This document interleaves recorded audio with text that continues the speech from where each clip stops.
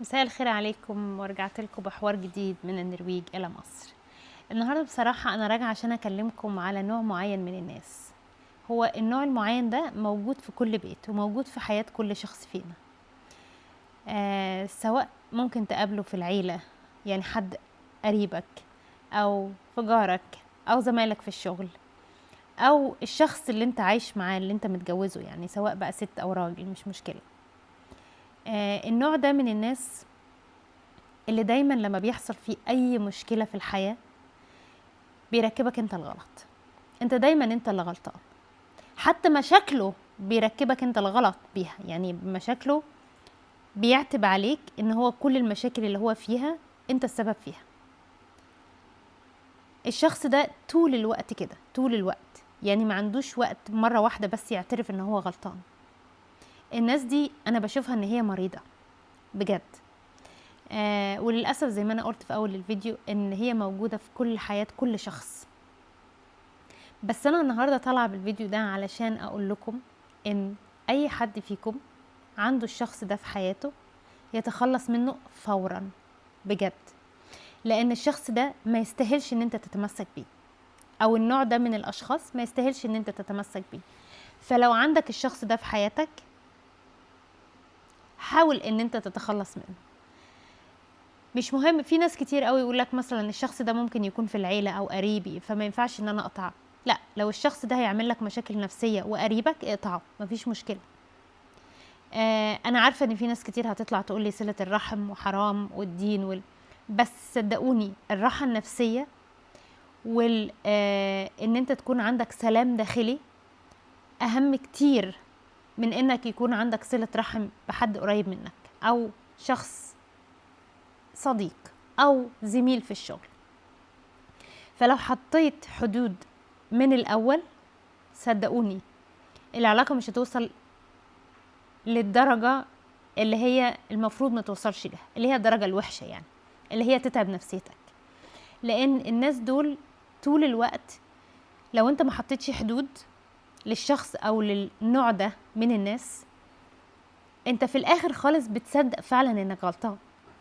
انت دايما بتبقى حاسس بالذنب، يعني الشخص ده دايما طول ما هو محسسك بالذنب، وانت دايما طول الوقت ما بينك وما بين نفسك بتفكر هل انا فعلا الشخص ده ولا لا. بس في الاخر من كتر ما الشخص ده يعني الافكت بتاعه عليك بيبقى قوي جدا، لان احنا زي عندنا في مصر ما بنقول الزن على الودان امر من السحر، صح؟ انا قلت المثل صح مش كده؟ ففي الاخر بتصدق، في الاخر بتصدق ان انت الشخص الوحش، ان انت الشخص الاناني، ان انت الشخص اللي مسبب له مشاكل في حياته. وبتبتدي دايما ماشي حاسس بالذنب دايما. فيا جماعة لو في اي شخص بيتفرج على الفيديو ده وفي حياته النوعية دي من الناس طلعوهم من حياتكم، صدقوني الموضوع مش مستاهل. انا عارفة ان في ناس كتير قوي بتبقى في الحياة وماشية كل يوم بتقول، بالذات العلاقات، يعني بالذات علاقة الراجل والست لما يكون حد متجوز او لما يكون حد خاطب او لما يكون حد عايشين مع بعض، دايما انت دايما عندك امل ان الشخص ده هيتغير، دايما عندك امل انك هتعمل اختلاف، انك هتغيره. انت من جواك نفسك انك تغيره، انت من جواك نفسك ان هو يعترف مرة واحدة بس ان هو غلطان. بس طبعا يعني للأسف ان انا جايه اقول لكم النهارده ان مش كل المعارك تستاهل ان انت تاخدها، او مش كل المعارك تستاهل ان انت تنتصر فيها. فحتى لو انت التخلص من الشخص ده من حياتك هيحسسك بالهزيمه، صدقني او صدقيني الهزيمه احسن بكتير من انك طول الوقت تكون عايش وحاسس بالذنب بسبب شخص مريض، او تكون يحصل لك اكتئاب او يحصل لك تعب نفسي. لان في حاجات كتير لها علاج، بس في حاجات ملهاش علاج. طبعا في ناس كتير لما بيجي لهم اكتئاب او لما بيجي لهم تعب نفسي بيروحوا لدكتور نفساني وبيحاولوا ان هم يتعالجوا. بس انا عندي يقين ان الاكتئاب ملوش علاج. انت بتبقى مسكن، يعني لما بتروح لدكتور نفساني بيبقى زي المسكن، لما بيدوك مسكن لحاجه بتوجعك، هو ما بيخفف الالم او بينيم الالم بس مش بيمنع الالم. اول ما مفعول المسكن بيروح الالم بيرجع تاني.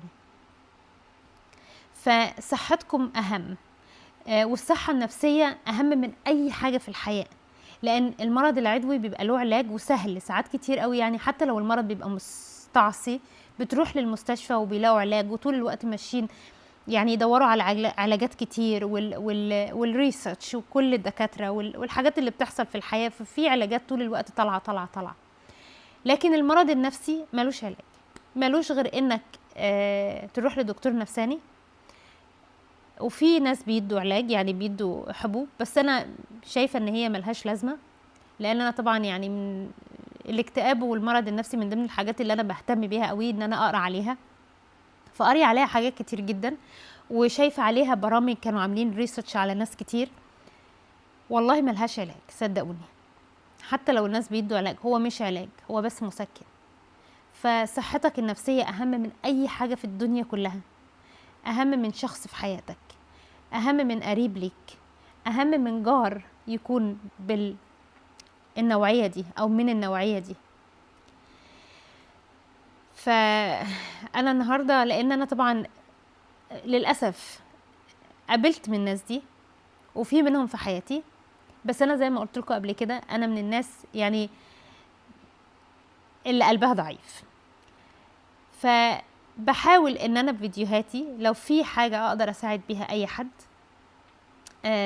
ممكن يكون في حد بره في حياته الشخص ده وقلبه مش ضعيف زي قلبه قوي، فيقدر يتخلص من الشخص ده قبل ما يوصل للمرحلة اللي يتعب فيها نفسيا ويصدق ان هو الانسان الوحش مش اللي معاه.